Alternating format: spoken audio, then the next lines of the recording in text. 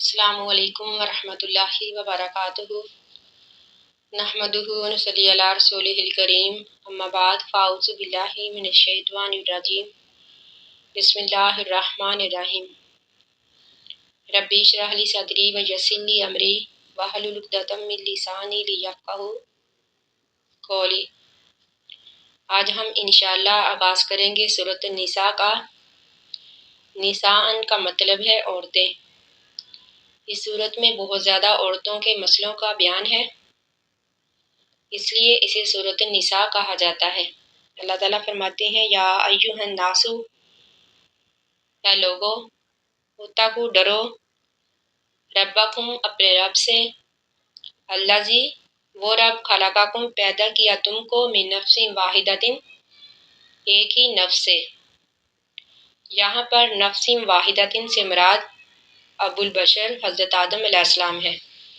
وخلقہ اور پیدا کیا، منہا اسی سے، منہا سے مراد حضرت آدم علیہ السلام ہے، یعنی پیدا کیا اسی سے، زوجہا اس کے جوڑے کو، زوجہا یعنی اس کی زوج کو، اس کی بیوی کو، یعنی حضرت حوا کو حضرت آدم علیہ السلام سے پیدا کیا۔ یہ کس طرح پیدا ہوئی اس کے بارے میں اختلاف ہے۔ حضرت ابن عباس رضی اللہ تعالیٰ عنہ سے مروی ہے کہ حضرت حوا کو حضرت آدم علیہ السلام کی بائیں پسلی سے پیدا کیا، جس طرح کہ حدیث میں ہے ان المرأۃ خلقت من ضلع وان اعوج شیء فی ضلع اعلاہ، کہ عورت جو ہے پسلی سے پیدا کی گئی، اور پسلی میں سے سب سے ٹیڑھا حصہ اس کا اوپر والا حصہ ہے۔ اگر تو اسے سیدھا کرنا چاہے گا تو توڑ بیٹھے گا، اگر اس سے فائدہ اٹھانا چاہے تو کجی کے ساتھ ہی فائدہ اٹھا سکتا ہے۔ اور دوسرا یہ کہ قرآن پاک کے ان الفاظ خلق منہا زوجہا سے بھی اس کی تائید ہوتی ہے، یعنی حضرت حوا کو حضرت آدم علیہ السلام سے پیدا کیا۔ وبثا اور پھیلائے، منہما ان دونوں سے، یعنی حضرت آدم علیہ السلام سے اور حضرت حوا سے، رجالاً مرد، کثیراً بہت زیادہ، ونساء اور عورتیں۔ واتقوا اللہ، واتقوا اور ڈرو، اللہ اللہ سے، الذی وہ ذات، تساءلون تم سوال کرتے ہو، بہ اس کے واسطے سے یعنی اس کے ساتھ، والارحام اور رشتہ داری توڑنے سے، ان اللہ بے شک اللہ تعالیٰ کانا ہے، علیکم تم پر، رقیباً نگہبان۔ ارحامہ کا مطلب رشتے ناتے، یعنی رشتہ داری، رشتوں کو توڑنے سے بچو۔ احادیث میں قرابت اور رشتہ داریوں کے حقوق پورا کرنے کی بہت فضیلت اور تاکید کی ہے، یعنی ہر حال میں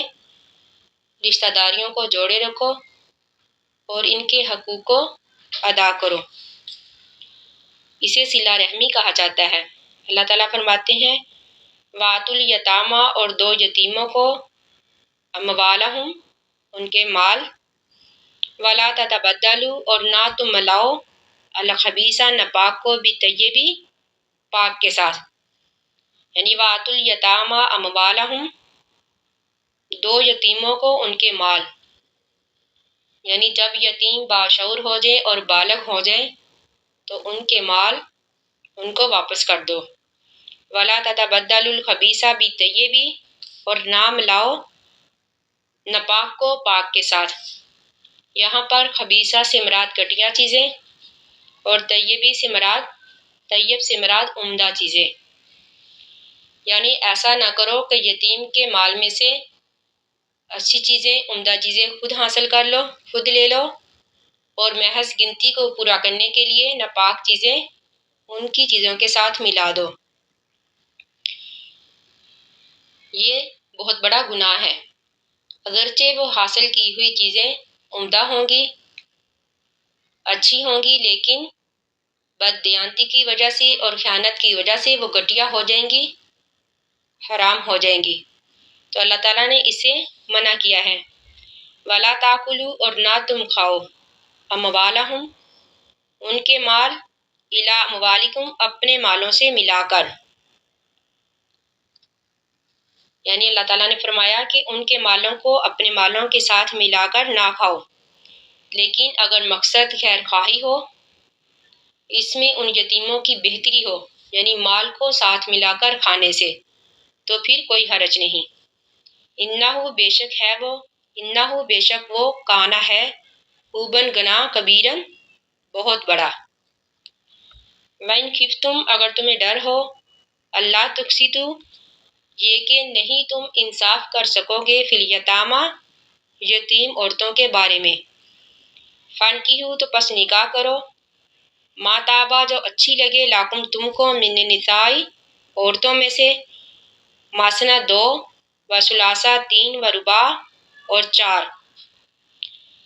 اس کی تفسیر حضرت عائشہ رضی اللہ تعالیٰ عنہ سے اس طرح مروی ہے کہ آپ فرماتی ہیں کہ زمانہ جاہلیت میں پہلے اس طرح ہوتا تھا کہ اگر کوئی یتیم عورت مال والی ہوتی، خوبصورت ہوتی اور وہ کسی ولی کے زیر پرست ہوتی تو وہ محض اس کی خوبصورتی کی وجہ سے، اس کے مال کی وجہ سے اس سے شادی کر لیتا، لیکن دوسری عورتوں کی طرح اس کا حق مہر ادا نہ کرتا۔ تو اللہ تعالیٰ نے اس سے منع فرما دیا۔ اللہ تعالیٰ نے فرمایا کہ اگر تم گھر کی یتیم عورتوں کے ساتھ انصاف نہیں کر سکتے تو ان سے نکاح بھی نہ کرو، اس کے علاوہ کسی دوسری عورت سے نکاح کر لو، یعنی 2 سے 3 سے یا پھر 4 سے۔ فَإِنْ خِفْتُمْ پس اگر تمہیں ڈر ہو، اللہ یہ کہ نہیں تعدلوا تم انصاف کر سکتے، فواحدۃ تو ایک ہی کافی ہے، لیکن اگر تمہیں یہ ڈر ہو کہ تم ایک سے زیادہ شادی کرو گے تو انصاف نہیں کر سکو گے، تو پھر اللہ تعالیٰ نے فرمایا کہ ایک ہی کافی ہے، او یا پھر ما ملکت جس کے مالک ہوئے ایمانکم تمہارے داہنے ہاتھ، یعنی او ما ملکت ایمانکم یا وہ لونڈیا جس کے تم مالک ہوئے، پھر تم انہی پر گزارا کر لو۔ ذالک یہ ادنا زیادہ قریب ہے، اللہ تعولوا یہ کہ نہ تم انصاف کر سکو، یعنی اللہ تعالیٰ نے فرمایا کہ پھر ایک عورت سے ہی نکاح کر لو، یہ زیادہ قریب ہے، زیادہ صحیح ہے اس بات سے کہ تم انصاف نہ کر سکو، یعنی پھر بیویوں میں سے جس کی طرف قلبی میلان زیادہ ہوگا پھر اسی کی طرف آدمی کی توجہ بھی زیادہ ہوگی، تو اس بات سے اللہ تعالیٰ نے منع فرمایا۔ اس لیے اللہ تعالیٰ نے حکم دیا کہ اگر تم انصاف نہیں کر سکتے، یعنی ان تمام عورتوں کے حقوق ایک ہی طریقے سے صحیح طریقے سے نہیں ادا کر سکتے تو پھر ایک ہی عورت سے نکاح کر لو۔ وَآتُوا النِّسَاءَ اور دو عورتوں کو، صدقاتہن ان کے حق مہر، نحلۃً خوشی خوشی سے، فَإِن پس اگر طِبْنَ وہ معاف کر دے، لاکم تم کو، عن شیءٍ کچھ بھی، منہ اس میں سے، یہاں پر منہ سے مراد حق مہر ہے، یعنی اگر وہ عورت اس حق مہر سے کچھ معاف کر دے، فَكُلُوهُ تو کھا لو اس کو، ہنیًا مرین خوشی خوشی، یعنی اگر وہ عورت حق مہر معاف کر دے پھر تم استعمال کر لو، اسے کھا لو، ورنہ عورتوں کے حق مہر ان کو صحیح طریقے سے اپنی خوشی سے ادا کرو۔ وَلَا تُؤْتُوا اور نہ تم دو، سفہاء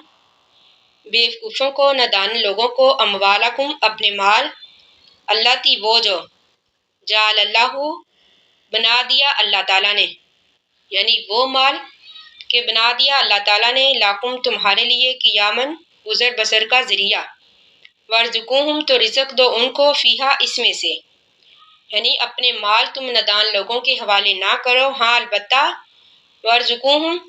رزق دو ان کو، یعنی کہ کھانے کے لیے دو ان کو، فیہا اس میں سے، وکسوہم اور پہناؤ ان کو، یعنی پہننے کے لیے دو ان کو، وقولو اور کہو، لاہم ان کے لیے، قولاً بات، معروفاً اچھی۔